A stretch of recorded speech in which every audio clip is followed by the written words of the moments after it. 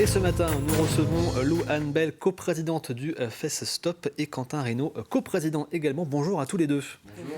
Et merci d'être présents. La billetterie du festival ouvre donc dimanche. On va bien sûr y revenir, mais avant cela, comment vous pourriez nous présenter ce qu'est le FestStop en quelques mots? Alors le FestStop, c'est une grande course d'autostop en Vendée, sur 150 km avec plus de 60 binômes sur les routes, beaucoup de missions, etc. Et qui finit sur un festival de musique sur tout le week-end, le samedi et le dimanche. Et donc rendez-vous les 1er et 2 août prochains pour la prochaine édition. Comment elle vous est venue l'idée de lancer ce festival qui est pas comme les autres, on peut le dire, avec cette partie justement de course? Ça est venu d'un moment entre copains. On voulait partir en vacances, on n'avait pas trop de moyens, c'était en 2021. Et on a décidé d'aller sur la côte vendéenne. On s'est dit pourquoi aller en voiture, on va faire du stop et on va ajouter des missions. On voulait un peu une chasse à l'anecdote, on voulait faire des rencontres. Alors on a repris le concept Pékin Express qu'on a adapté à nos copains. On a appelé ça le Copain Express, qu'on a fait pendant 4 ans, avec un compte Instagram qui a commencé à grossir un peu. Et ça a mené à plus d'engouement que ça autour de tous ceux qui nous suivaient. Et donc on a créé en 2024 le FestStop, qui est maintenant un projet suivi par tous nos copains dans l'organisation et par plus de 1000 festivaliers et puis encore plus de gens autour de ça. Donc voilà, on en est content. Et donc je disais ce matin que c'est un festival pas comme les autres, avec effectivement cette partie en stop. Ça permet aussi pour les festivaliers de se rencontrer, d'échanger plus que sur un festival classique finalement. Ah bah, beaucoup plus, oui, en effet, parce que ça casse les barrières. Déjà, demander une voiture, aller à la rencontre des habitants, parce qu'on a beaucoup de missions, on va dire, immersives avec des bénévoles, mais on a aussi ce qu'on appelle les missions en autonomie, où on va voir, par exemple, aider un professionnel dans son métier. Et donc, ça casse direct les barrières. Et donc, quand les festivaliers ils arrivent sur le site du festival le soir, ils ont partagé plein d'anecdotes en commun, et donc ça casse les barrières. Et vous l'avez dit, 64 binômes donc au départ, 150 km à parcourir. Comment justement les binômes arrivent à s'organiser pour l'épreuve? Est-ce que c'est facile de faire du stop en Vendée justement? Alors on voit une fois qu'en fait nous tous nos binômes sont déguisés déjà, donc ça aide. Et on se dit en fait les gens au bord de la route ont un gros sourire et donc ça pousse beaucoup plus les gens à s'arrêter. Ils galèrent beaucoup moins qu'on pensait, c'est même relativement simple, mais il faut que ça soit simple aussi pour tout le monde, que tout le monde découvre un peu ce concept. Et comme ça, tout le monde peut arriver sur les missions. Et après, là, on a une 60aine de binômes sur la course aussi, sur nos différentes missions qui vont être là à organiser pour que tout le monde soit guidé de A à Z finalement. Et voilà, on assure la sécurité aussi de A à Z. C'est très important aussi pour nous, pour être plus sûr. Comment vous les suivez justement les binômes pour à la fois vous parler de la sécurité, garantir leur sécurité et en même temps vous assurer qu'ils respectent un petit peu les règles, mine de rien? C'est ça. En fait, on a 4 grosses missions avec des bénévoles.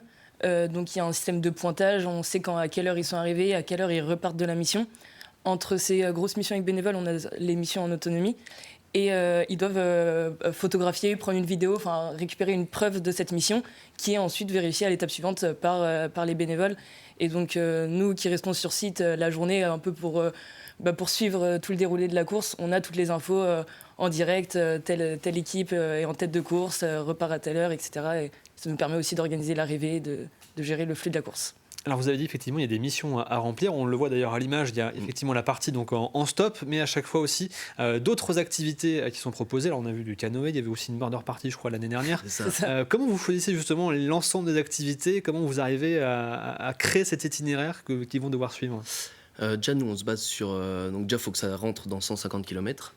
Et ensuite, après, on voit les lieux qui peuvent nous accueillir. Donc, ça peut être des lieux... la première édition, on avait privatisé le refuge de Grala, par exemple, pour y mettre tous nos acteurs dedans et qu'on puisse organiser nos jeux. Donc après, forcément, qu'on se prête au lieu. Forcément qu'on a traité des gares de Vendée au refuge de Grala.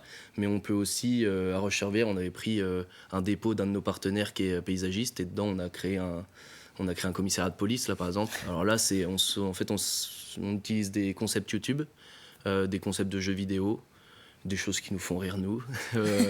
Un peu tout. Il faut que ça nous amuse, nous, pour que ça fasse rire les autres, en fait. Et on prend notre pied, on va dire, plutôt à organiser ça. On a une équipe, on a plein de copains derrière qui organisent ça à l'année avec nous. Donc Donc voilà, juste on s'amuse, on va dire. C'est combien de temps justement pour vous de travail? Parce que entre la création à la fois du parcours, le choix des activités, la création du coup des différentes activités, la programmation aussi du festival en tant que tel le soir, combien de temps vous y passez?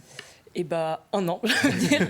En fait, à la fin du Festop, il y a toute la partie clôture, clôture des comptes, clôture bilan même humain entre nous, avec les bénévoles, l'AG, etc.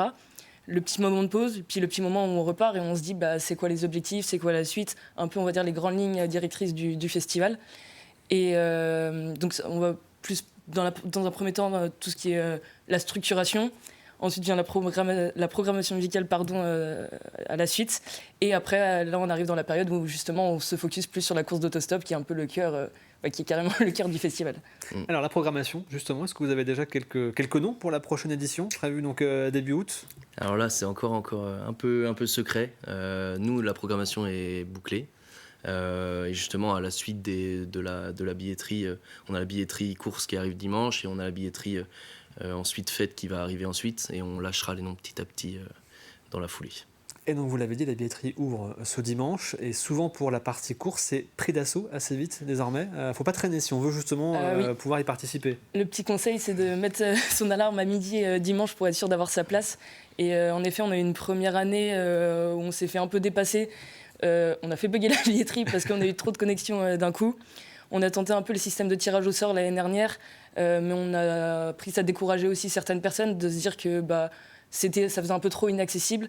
Donc là, on est arrivé avec une billetterie plus structurée, où on a fait appel à un prestataire pour justement gérer ce flux de personnes par rapport au nombre de places. Et donc, il faudrait être au rendez-vous dimanche pour avoir sa place. Alors entre la première édition et celle qui se prépare aujourd'hui, le festival a quand même bien évolué et continue d'évoluer. Comment vous voyez justement son avenir dans les années qui viennent? Le Festop, nous, on veut que ça reste déjà cet engouement entre potes avant tout, qui organise tout ça, parce que c'est ce qui fait l'essence du Festop avant tout. Et après, on va vouloir le voir grandir. Quand on passe autant de temps comme ça sur un événement, on veut forcément le voir grandir et ne pas stagner. On va vouloir continuer de créer des souvenirs chez nos festivaliers, chez nous aussi, parce que là encore, on disait, c'est la base du Festop. Et voilà, nous on est bien ici en Vendée, on va continuer de continuer ça en Vendée, à Très-Éptier où on est, parce qu'on est super bien soutenu par la mairie, par le département aussi, ça c'est très important. Donc voilà, un festival qui va grandir, qui va aussi chercher à être très accessible pour tous. Parce qu'on n'en a pas parlé, mais le dimanche, on n'est pas un festival que de jeunes, on est un festival, on va accueillir les tout petits jusqu'à nos grands-parents, à tous les grands-parents qui viennent sur une kermesse géante. Et donc voilà, on veut appuyer l'essence du Festop sur les années à venir. Et donc rendez-vous les 1er et 2 août 2026 à Très-Éptier. Et donc rendez-vous dimanche à midi pour l'ouverture de la billetterie. Merci beaucoup Louane Bell et Quentin Reynaud d'être venus ce matin dans la matinale pour nous présenter cette prochaine édition du Festop, festival à la fois en stop, convivial, musical. On a à peu près tout résumé. Merci à tous les deux. Merci à vous. Merci à vous.